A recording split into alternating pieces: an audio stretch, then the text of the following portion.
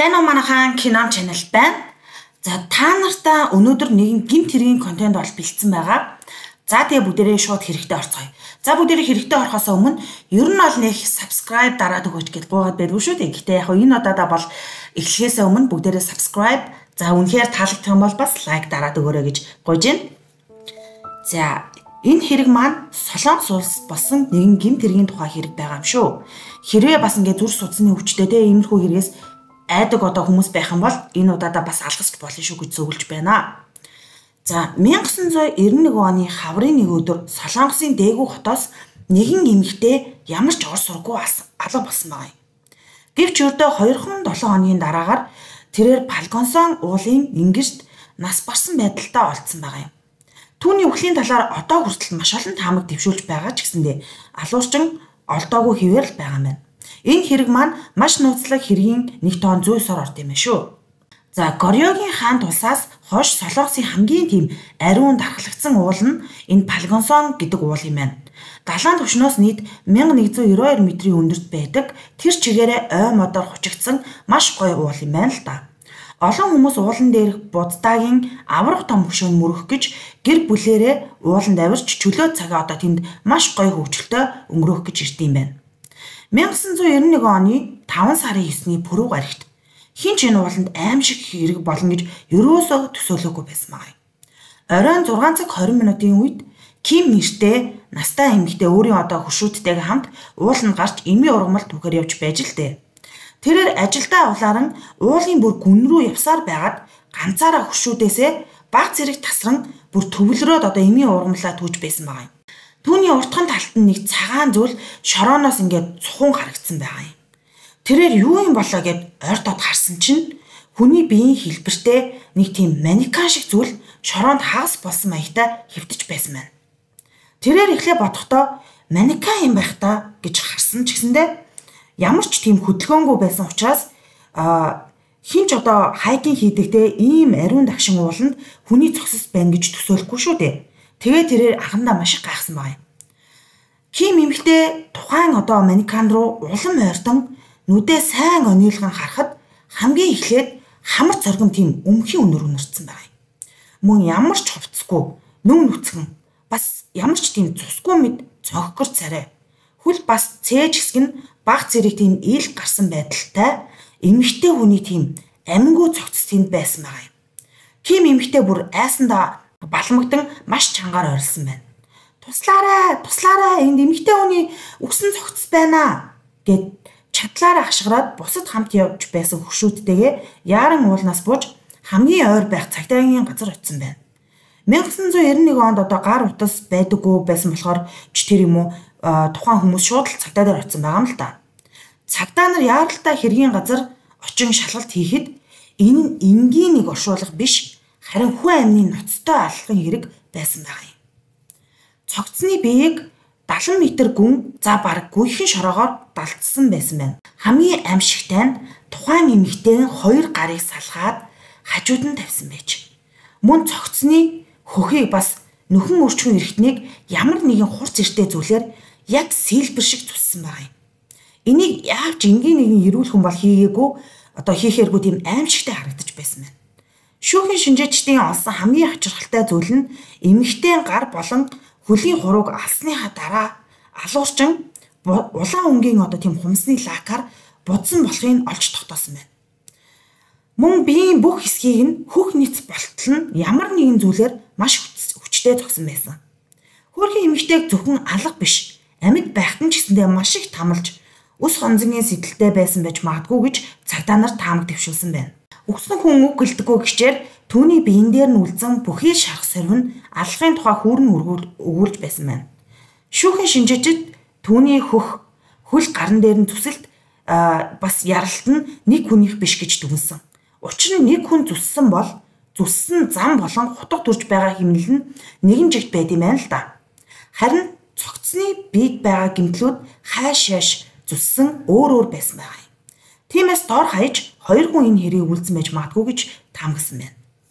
Түүний цогц дээр сайтар шинжилгээ хийхэд түүний дотор эрхтэнгүүдээс планктон нэртэй усанд одоо тийм замгаар хоололдог жижиг шавж гарч ирсэн байгаа юм. Энэ нь түүний бие усан доор хэсэг хугацаанд байсан байж болцшгүй гэдгийг илтгэж байгаа юм л да. За ингээд цагдаагийнхын хэргийн газрын хяналтандаа авч уулыг бүхэлдэн самарч хэрэг хийсэн хутга хайч юу байдیں те уул мөрийг бүх баримтыг нь хайсан байна. Гэвч хэргийн уул мөрийн баримт зэвсэг ерөөсөө олдоогүй. Цэв цэвэрхэн байсан байна. Харин хэргийн газраас холгүйгээр эмэгтэй хүний хар тийм үсний болт тамхины иш 1.8 литр гар гаргаар хийсэн архины шил олцсон байна. Цагдаа нарыг хамгийн их шоконд оруулсан зүйл нь тухайн архины шилэн дотор бүр 2 амьд могоо байсан. Одоо хүртэл яагаад могоо тэнд байсныг хэн ч тайлбарлаж чадахгүй байгаа. Зарим хүмүүс магадгүй тэнд ямар нэгэн зан үйл хийсэн байж магадгүй гэж хардаж байгаа ч тэр нь бол нотлогдоогүй байгаа. За түүний цогц нь аль хэдийн ялзралд ороод эхэлсэн учраас танихад бол маш хэцүү байсан. Нүүр царай нь танигдхийн аргагүй болцсон байсан байна. Түүнийг одоо таниулсан ганц зүйл нь шүдэн л үлдсэн байсан. Дээр үед одоогийн шиг техник технологи сайн хөгжөөгүй байсан болохоор мөрдөгчд тухайн одоо дээгүү хотын ойр орчимд амьдардаг бүх шүдний эмнэлгийн өвчтөнгүүдийн тэмдэглэлүүдийг нь цуглуулж нэг бүрчлэн танилцаж байгаад тухайн цогцос хэнийх болохыг нь олж тогтоож чадсан байдаг. Энэ хөөрхөлтөөр нас барсан эмэгтэйг Ли гэдэг байсан юм байна. Түүний энэ болохоор овгон шүү. Нэрийг нь бол нууцлсан байлээ.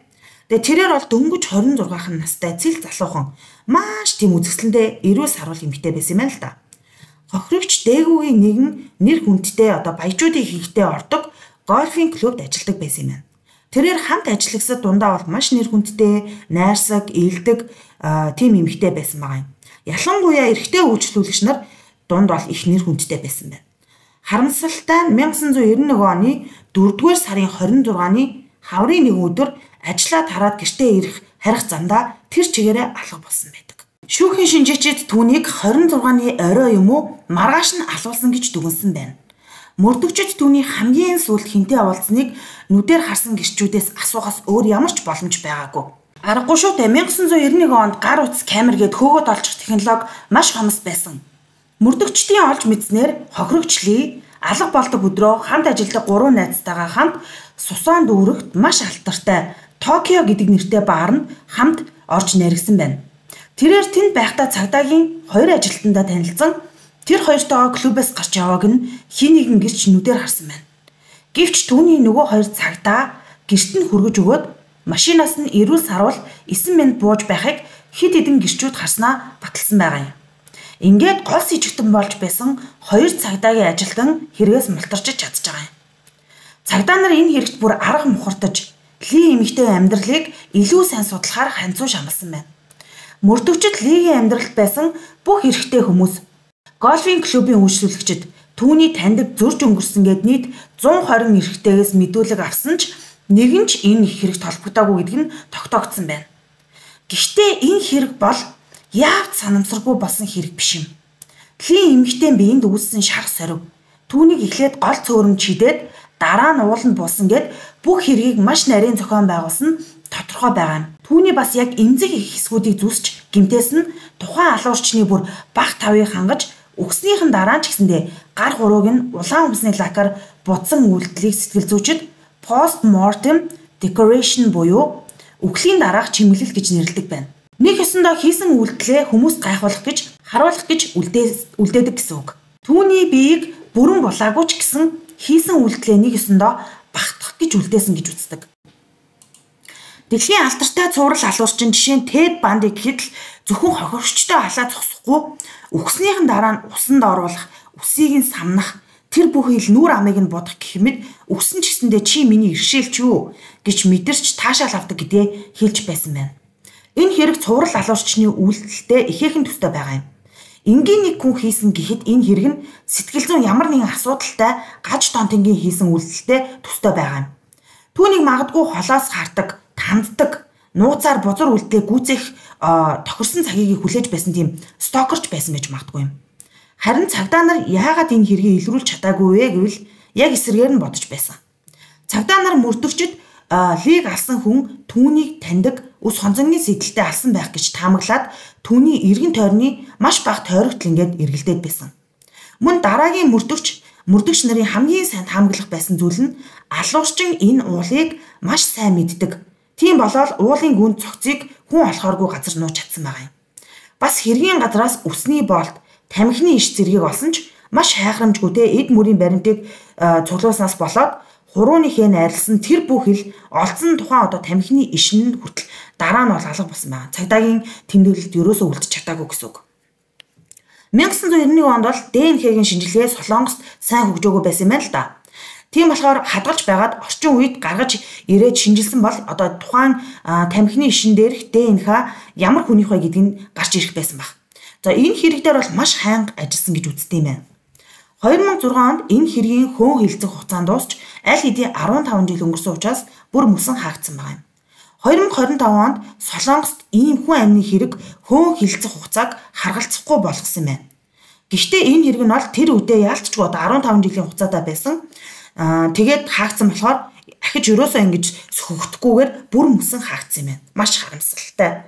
2003 онд Солонгосын Бочонд өргөхт бас яг энэтэй төстэй сургуулийн охиныг алаад хумсыг нь улаанаар буцсан тийм аимшигтай хэрэг гарч ирсэн юм байна. Тиймээс энэ бол яавч энгийн нэг уш хонцонтой хүн хийсэн бол хэрэг биш, харин цуврал алуурчин байх маш өндөр магадaltaй байгаа юм.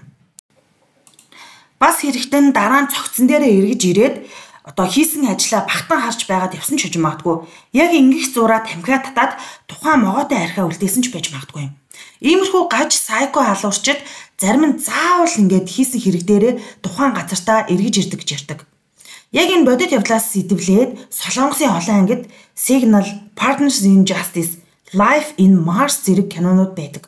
Үнэхээр сайн хийцэн гэмт хэргийн кинонд байдаг. Хэрвээ та нар маань ийм нууцлагтай гэмт хэргийн кинонд дуртай бол энэ цувралуудыг заавал үзээрэй гэж зөвлөж байна шүү. За энэ хэрэг нь бол 2006 онд 15 жилийн хөөн хилцэх хугацаанд дуусаад бүр мөсөн хаагдсан байгаа. Тэгэхээр энэ охины алуурч нь одоо хүртэл олдоогүй гэсэн үг байхгүй юу? Тэгээ энэ алуурч нь ахаад тэр хэрэг хийж байгаа мó эсвэл хийгээгүй мó ямар ч таамаг байхгүй те. Бидний яг Солонгос ер нь бол энэ дэлхийд дахинд бидний дунд хаач хамаагүй ингээд эрүүл сарвал явж байгаа гэсэн үг. Тэгэхээр үнэхээр бас харамсалтай хэрэг байгааз. Тэгээ яг энэ цуврал алуурчдын 90 үе нь 1970-аас 1990 он хүртэл бол үнэхээр бүр ингээд цэцгэлжсэн гэж хэлдэг. Цэцгэлэх нь ч хайш юм битээ те. Бүр ингээд даам гарцсан байсан юм билээ. Тэр үед ДНХ одооны ийм шүүх шинжилгээний мундаг тоног төхөөрөмж ерөөсөө байгаагүй.